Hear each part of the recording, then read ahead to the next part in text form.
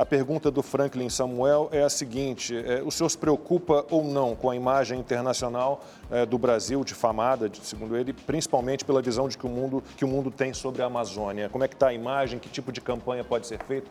Que tipo de esforço o Brasil tem que fazer para mostrar que nós temos 66% de mata nativa preservada, por exemplo? Não, claro, nós nos preocupamos muito com a imagem brasileira, não só porque ela é uma imagem que está distorcida de maneira injusta, né, desleal, mas também porque essa imagem injusta e desleal atrapalha os negócios e, portanto, os empregos, portanto, o dinamismo econômico aqui dentro. Então, é óbvio que nós temos a preocupação grande, inclusive. É preciso entender qual é a origem dessa campanha difamatória contra o Brasil.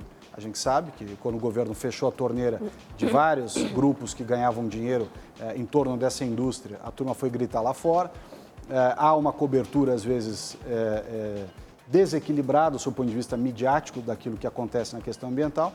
E nós também temos, aí não é só um dever, não é só um direito, é uma obrigação de permanentemente esclarecer a sociedade brasileira lá fora do que está de fato acontecendo. Então, o que nós queremos com aqui no Brasil? Dizer a verdade, ter um debate claro, e acho por isso que eu citei aqui o novo governo, que a área ambiental é tocada pelo John Kerry nos Estados Unidos, porque me parece um ponto positivo, você finalmente poder ter discussões sobre determinados assuntos, discussões que a questão ambiental, climática, Amazônia, desmatamento, discussões como os fatos realmente são e como as soluções se colocam, né? E não uma discussão dissimulada, enviesada, né? Cheia de influências ideológicas, de preconceitos, etc. Então, se a gente puder, de fato, discutir a questão ambiental, os dilemas que estão à nossa frente e como resolvê-los, nós vamos trazer para participar, assim como no Adote um Parque, aqueles que de fato se comprometem e vamos escantear de lado aqueles que usam o assunto só como uma espécie de alavanca para a sua demagogia ou para o seu politicamente correto. Eu acho que quando se fala em ideologia, está em todos os lados, né? Eu acho que no lado de quem critica, vocês podem acusar de ideológico, mas no lado de quem defende, do governo também pode se acusar de ideologia, né? Por exemplo, os órgãos, o senhor estava falando sobre órgãos de fiscalização, o senhor fez a pergunta, IBAMA, ICMBio, os ambientalistas dizem que houve um verdadeiro desmonte na sua gestão, né? Que 21 dos 27 superintendentes do IBAMA foram exonerados, né? Houve uma redução no ano passado. Exonerados não. Você assume um ministério, você é ministra, você é obrigado a trabalhar com 27 ministros ou superintendentes do governo do PT? É meu direito trocar o superintendente, isso não é esvaziamento nenhum. É lógico que é seu direito, mas a questão, eu acho que é sobre quem ocupou esses cargos, né? Porque, por exemplo, houve muitos militares que ocuparam esses cargos. Qual o problema de ser militares? Policiais militares. Por que o preconceito contra os militares? Não existe preconceito nenhum. Claro que só a própria narrativa existe, não é narrativa. A própria narrativa é preconceituosa contra os militares. Se você tem servidores de carreira, técnicos que trabalhavam nesses órgãos, de repente eles são substituídos por pessoas menos qualificadas no sentido de entenderem menos sobre meio ambiente, de terem menos experiência. Policiais militares entendem tanto Polícia quanto Militar servidores Ambiental técnicos. do Estado de São Paulo é extremamente qualificada.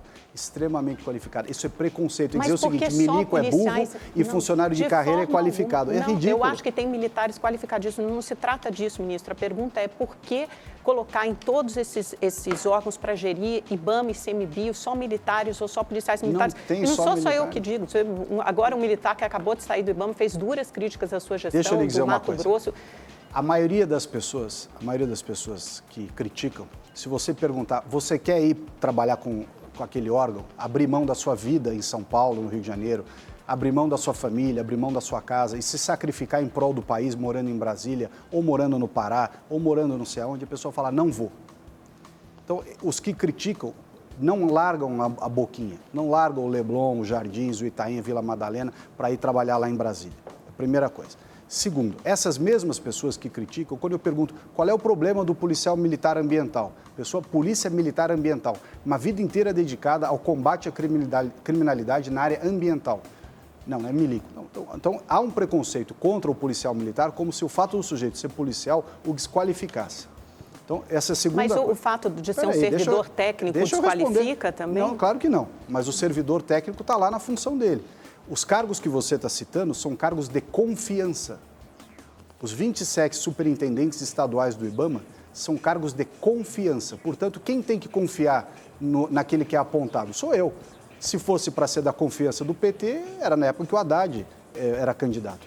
No governo do Bolsonaro, quem escolhe as pessoas de confiança são as pessoas que são ministros do Bolsonaro. Então, eu escolho as pessoas para quem eu tenho confiança. Todo o resto, o quadro técnico dos órgãos, foram mantidos. Não há uma demissão. Aliás, é impossível se você demitir um funcionário de carreira. Então, só uma pessoa que não conhece o setor público para dizer que houve desmonte. Desmonte do quê? A pessoa é concursada. Ela não pode ser demitida, nem que eu quisesse.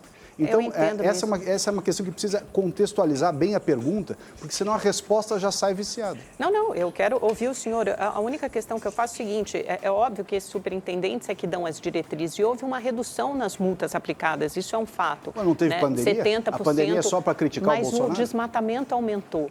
O desmatamento aumentou não parece incoerente haver uma diminuição das multas no momento em que há um aumento do desmatamento? O desmatamento está aumentando desde que ano? Desde 2012, mas aumentou com mais velocidade em 2018 mais porque o Bolsonaro foi eleito. Mas ele foi eleito, aumentou em 2012. Então, vamos contextualizar bem. O desmatamento vem aumentando desde 2012. Essa é a posição correta. Então, não é dizer que aumentou como que eu entrei, o desmatamento aumentou. Não, o desmatamento aumentou desde 2012.